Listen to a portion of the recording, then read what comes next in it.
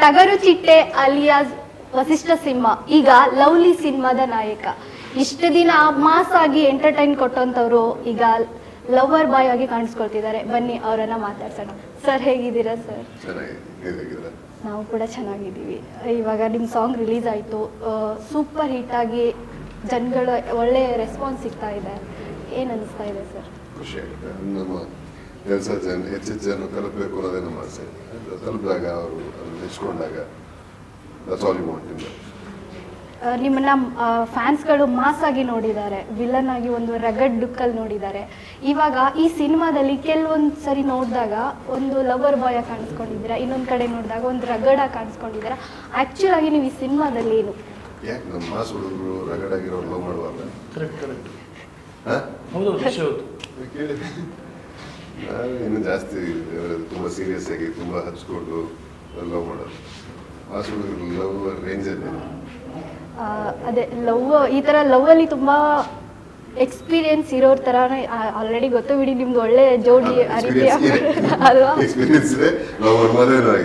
ಅದೇ ಇವಾಗ ಲವ್ಲಿ ಸಿನಿಮಾದ ಆಯ್ಕೆ ಅಂದರೆ ಈ ಸಿನಿಮಾಗೆ ನೀವು ಒಂದು ಲವರ್ ಬಾಯ್ ಆಗಿ ಕಾಣಿಸ್ಕೊಳ್ಬೇಕು ಅನ್ನೋದು ಯಾಕೆ ಅನ್ನಿಸ್ತು ನಿಮಗೆ?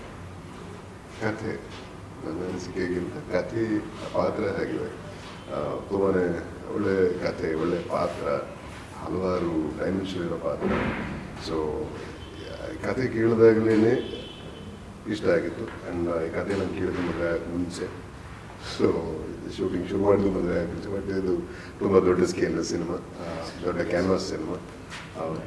ಕಂಟೆಂಟ್ ಕ್ರಿಯೇಷನಿಂದ ಹಿಡಿದು ಮೇಕಿಂಗ್ ತನಕ ತುಂಬಾ ಎಫರ್ಟ್ ಹೋಗಿದೆ, ತುಂಬ ಟೈಮ್ ಹಿಡಿದಿದೆ.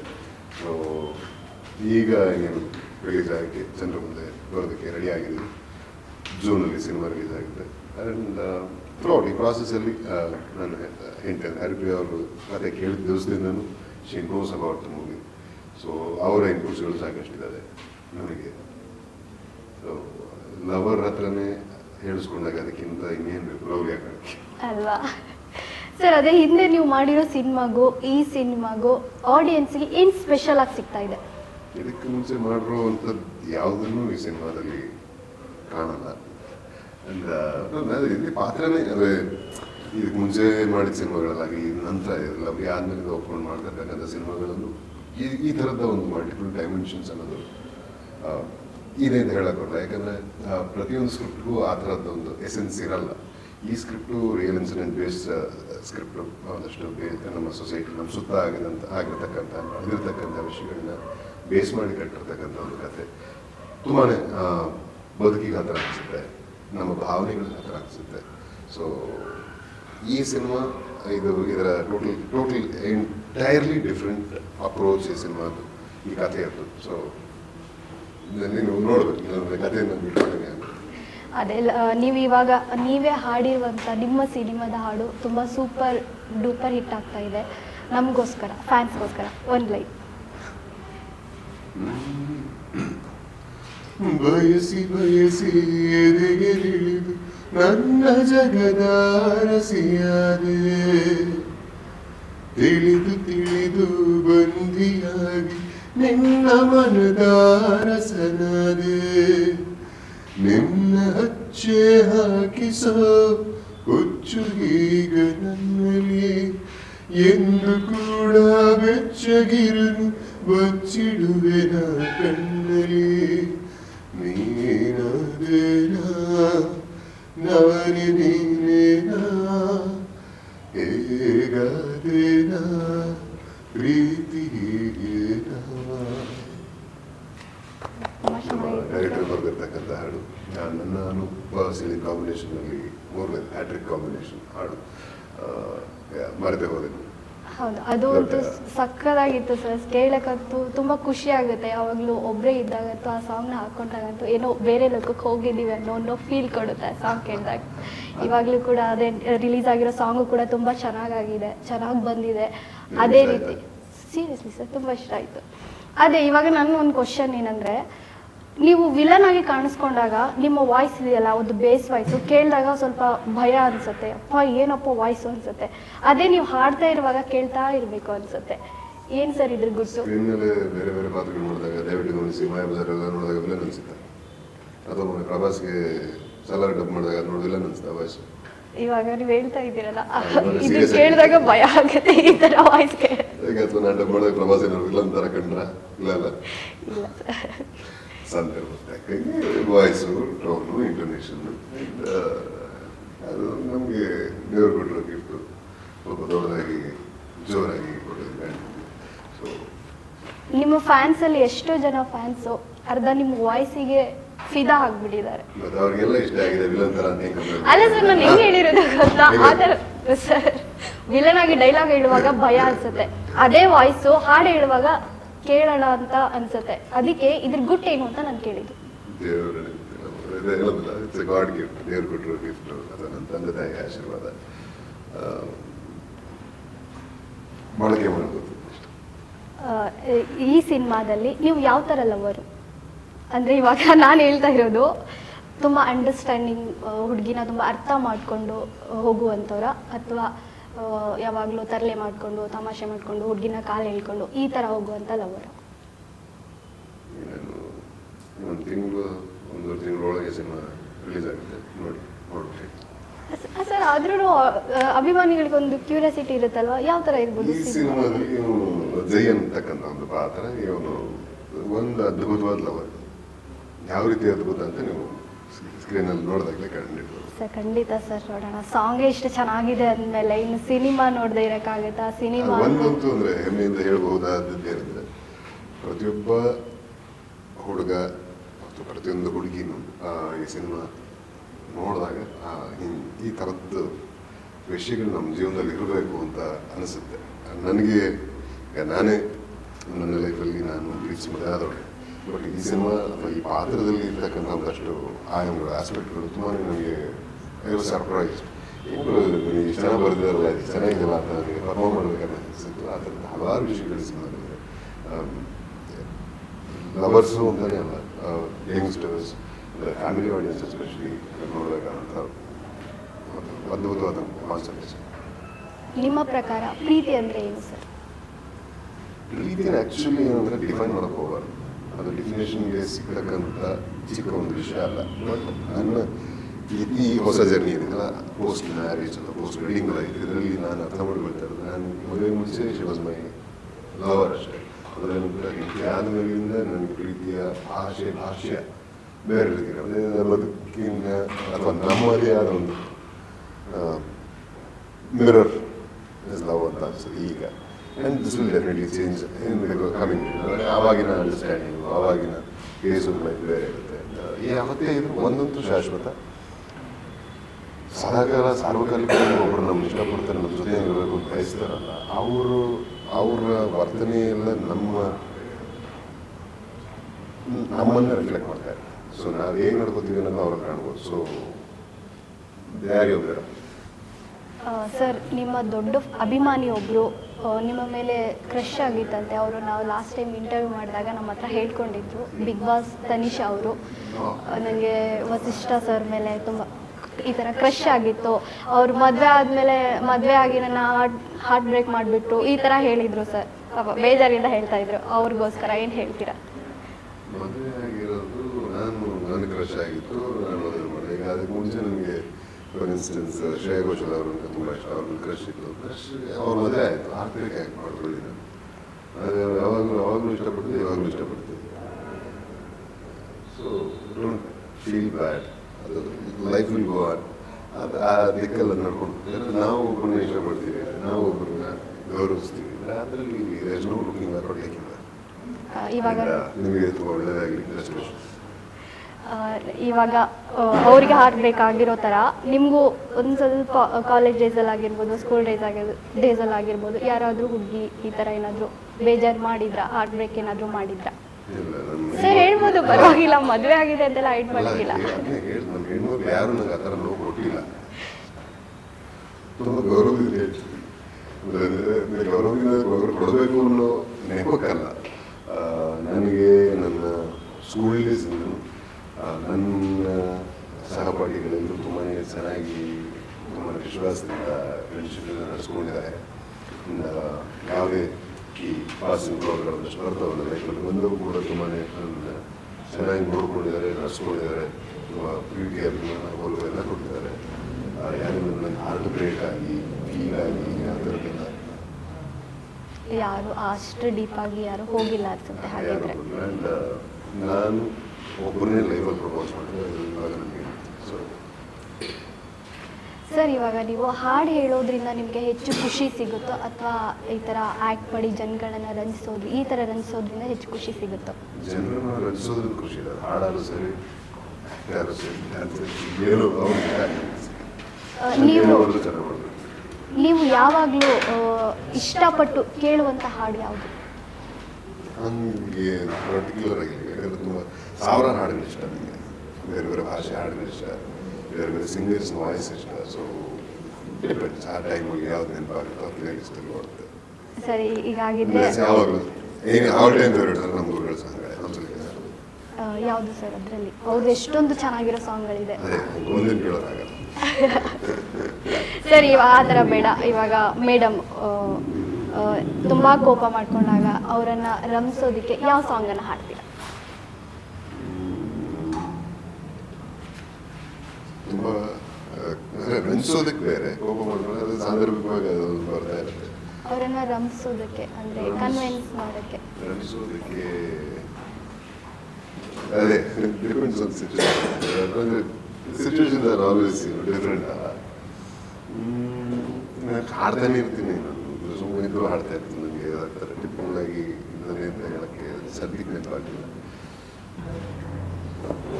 ತುಂಬಾ ಇದೆ. ಸರಿ, ಹೋಗ್ಲಿ, ಆ ಥರ ಬೇಡ.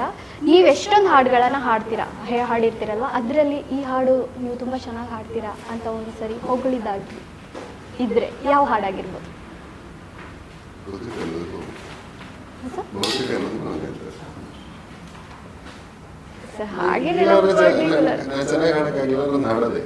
ಅಲ್ಲ ಸರ್, ಎಲ್ಲ ಹಾಡು ಚೆನ್ನಾಗಿ ಹಾಡಿರ್ತೀರ, ಅದ್ರಲ್ಲಿ ಒಂದು ಈ ಹಾಡು ಸಕ್ಕತ್ತಾಗಿ ಹಾಡಿದೆ, ಒಂದ್ಸರಿ ಹೇಳಿ ಹಾಡು. ಅದೇ ನೀವು ಹಾಡಿರೋ ಹಾಡುಗಳಲ್ಲಿ ಹಾಡುಗಳಲ್ಲಿ ಒಂದಷ್ಟು ಸಾಂಗ್ ಅವ್ರಿಗೆ ತುಂಬ ಇಷ್ಟ, ಒಂದಷ್ಟು ಓಕೆ ಲಿಸ್ಟ್ ಇದೆ.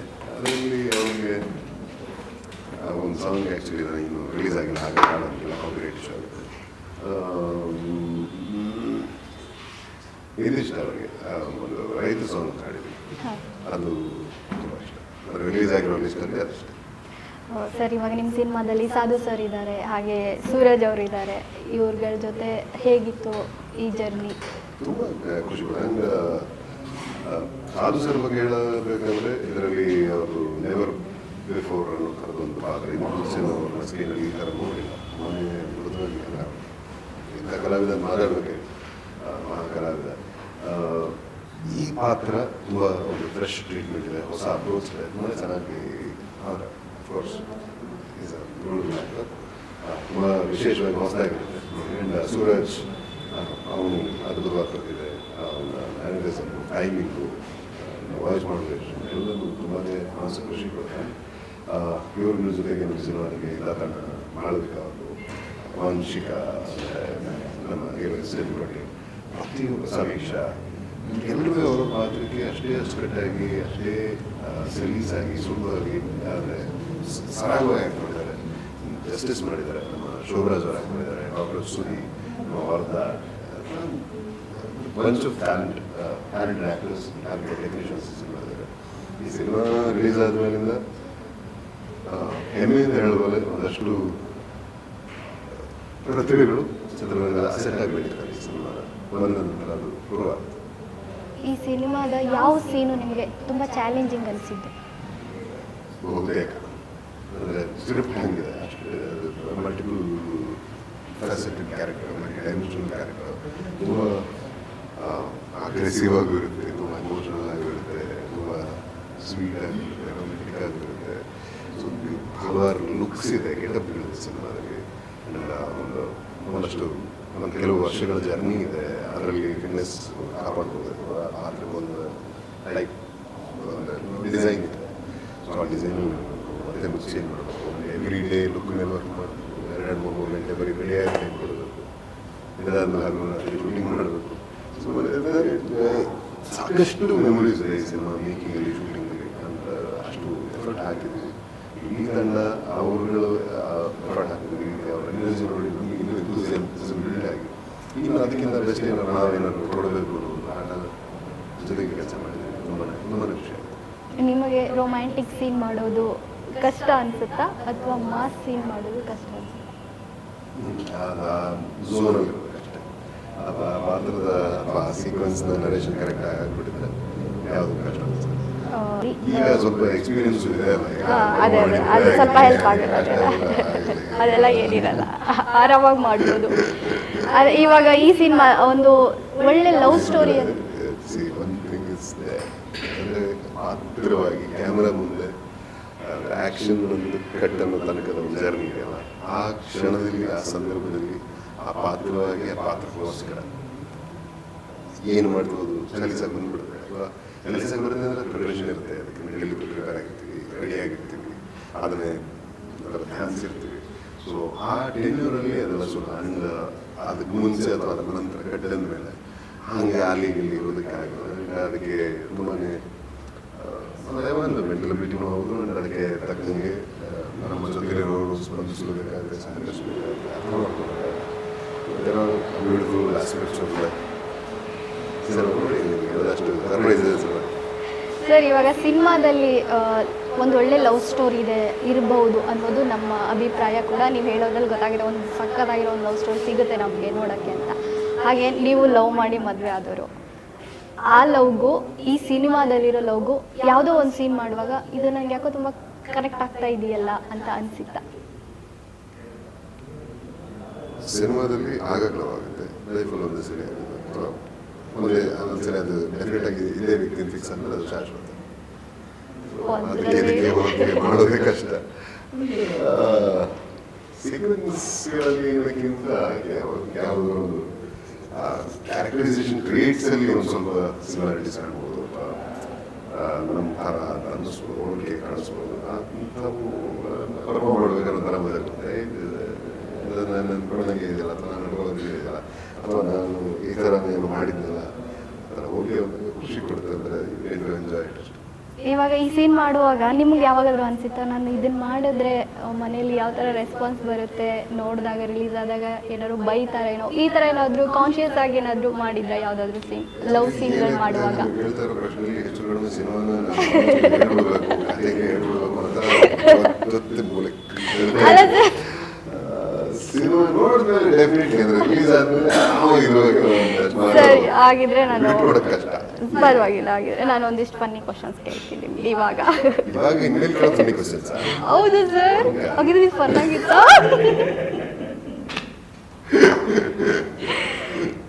ಸರಿ ಸರ್, ಇಲ್ಲ ಒಂದು ಕ್ವಶನ್.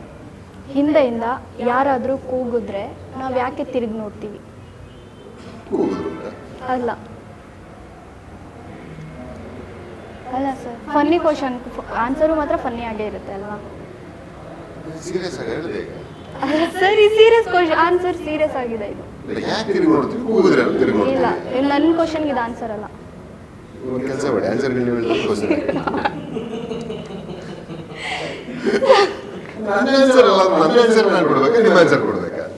ಸರಿ, ಬೇರೆ ಇನ್ನೊಂದು ಹೇಳಿ, ಅದಕ್ಕಾಗಿರ್ಬೋದು ಅಂತ.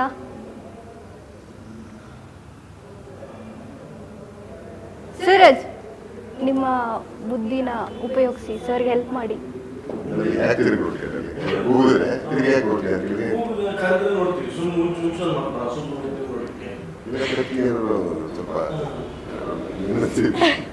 ಯಾಕೆ ಹೇಳ, ಯಾರಾದ್ರೂ ಹಿಂದೆ ತಿರುಗಿದ್ರೆ ಹಿಂದೆ ನೋಡೋಕ್ಕೆ ಕಣ್ಣು ಇಲ್ವಲ್ಲ, ಸೊ ತಿರುಗ್ಬಿಟ್ಟು.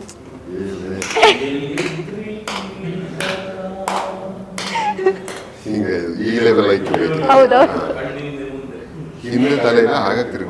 ಕಣ್ಣಿಲ್ಲ ಸರ್, ಹಿಂದೆ ಕಣ್ಣಿಲ್ವಲ್ಲ, ಅದಕ್ಕೆ ತಿರುಗ್ಬಿಟ್ಟು ನೋಡ್ತೀವಿ. ಹಾಂ ಅಲ್ವಾ ಸರ್? ತುಂಬ ಜೋರಾಗಿ ನಿದ್ದೆ ಮಾಡ್ತಾ ಇದ್ದೀರಾ, ಮಂಚದಿಂದ ಕೆಳಗಡೆ ಬಿದ್ರಿ, ಏನಾಯ್ತು? ಜೋರಾಗಿ ನಿದ್ದೆ ಮಾಡುವಾಗ ಮಂಚದಿಂದ ಕೆಳಗಡೆ ಬಿದ್ದಾಗ ಏನಾಯ್ತು?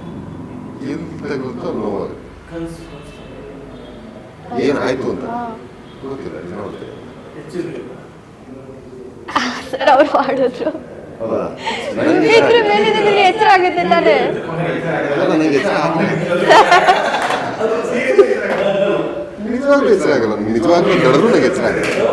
ಹೌದಾ ಸರ್? ಅದಕ್ಕೆ ಯಾರಾದ್ರೂ ಬಿಟ್ಟರೆ ಎಚ್ಚರ ಆಗುತ್ತಲ್ವಾ? ಜೋರಾಗಿ ನಿದ್ದೆ ಹಾಗೆ ಮಾಡೋದು ಪಾಸ್ ಔಟ್. ಸರಿ ಬಿಡಿ, ಇವಾಗ ಜೋರಾಗಿ ಮಳೆ ಬರ್ತಿದೆ, ಒಬ್ಬ ವ್ಯಕ್ತಿ ಆಚೆ ಹೋಗ್ತಾ ಇದ್ದಾನೆ, ಅವನ ತಲೆ ಮೇಲೆ ಏನೂ ಹಾಕೊಂಡಿಲ್ಲ, ಬಟ್ ಒಂದು ಕೂದಲು ಒದ್ದೆ ಆಗಿಲ್ಲ, ಹೇಳಿ.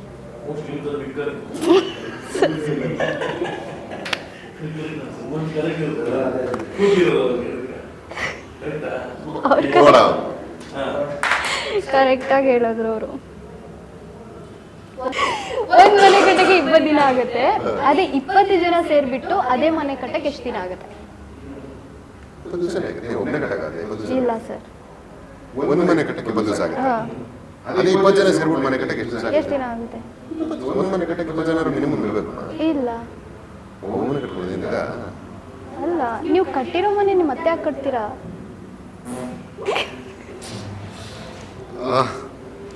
ಅದೇ ಮನೆ ಕಟ್ಟಕ್ಕೆ ನಾನು ಅದಕ್ಕೆ ಹೇಳಿದೆ, ಅದೇ ಮನೆ 20 ಜನ ಸೇರಿ ಕಟ್ಟಿದಕ್ಕೆ ಎಷ್ಟು ದಿನ ಆಗುತ್ತೆ ಅಂತ. ಅಲ್ಲ, ಅವರು ಪಾಪ ಉದ್ಯೋಗಣೆ ಆಗಿರ್ಬೇಕು ನನಗ ಅಲ್ಲ, 20 ಜನಕ್ಕೆ ಕಟ್ಟಿರೋ ಮನೆ ಕಟ್ಟಕ್ಕೆ ಏನಕ್ಕೆ ಹೋಗ್ತಾರೋ? ಅಲ್ಲ ಸರ್, ನಾನು ಆನ್ಸರ್ ಹೇಳಿದ್ಮೇಲೆ ಹೇಳ್ತಿರೋದು ನೀವು. ನಾನು ಆನ್ಸರ್ ಹೇಳಿದ್ಮೇಲೆ ಹೇಳಿತಾನೆ ನೀವು. ಫಸ್ಟ್ ಆಫ್ ಆಲ್ ಸಮಸ್ಯೆ ಎಲ್ಲ ಇರ್ತದೆ, ಕ್ವೆಶ್ಚನ್ ಕೇಳಿದ್ದೆ ಮಿಸ್ಟೇಕ್. ಇಲ್ಲ, ಓಕೆ, ಸೆಕೆಂಡ್ ಒಂದು ಕರೆಕ್ಟಾಗಿ ಕೇಳಿದ್ನಾ? ನಾನು ಇನ್ನೂ ಅದರಿಂದ ಆಚೆ ಬಂದೆ, ಅನಾಲಿಸಿಸ್ ಮಾಡಿದೆ ಅದರ ಪ್ರಶ್ನೆ. ಸರಿ ಬಿಡಿ, ಇವಾಗ ನಿಮ್ಮ ಮನೆ ಕೋಳಿ, ಸಾರಿ ನಿಮ್ಮ ಮನೆ ಹುಂಜ, ಇವ್ರ ಮನೆ ಮುಂದೆ ಹೋಗಿ ಮೊಟ್ಟೆ ಇಟ್ಟರೆ ಯಾರಿಗೆ ಸೇರುತ್ತೆ ಆ ಮೊಟ್ಟೆ? ಮುಂದೆ ಮೊಟ್ಟೆ ಇಲ್ಲ ಸರ್, ಕರೆಕ್ಟಾಗಿ ಹೇಳಿದ್ರಿ ಸರ್. ಸರಿ ಸರ್, ತುಂಬ ಥ್ಯಾಂಕ್ಸ್. ಈ ಸಿನಿಮಾ ಬಗ್ಗೆ, ಈ ಹಾಡುಗಳ ಬಗ್ಗೆ ನಮ್ಮ ಹತ್ರ ಹಂಚ್ಕೊಂಡಿದ್ದಕ್ಕೆ ತುಂಬ ಥ್ಯಾಂಕ್ಸ್. SS ಟಿವಿ, ಸಿನಿಮಾ ಜಗತ್ತಿನ ಕ್ಷಣ ಕ್ಷಣದ ಸುದ್ದಿಯೊಂದಿಗೆ.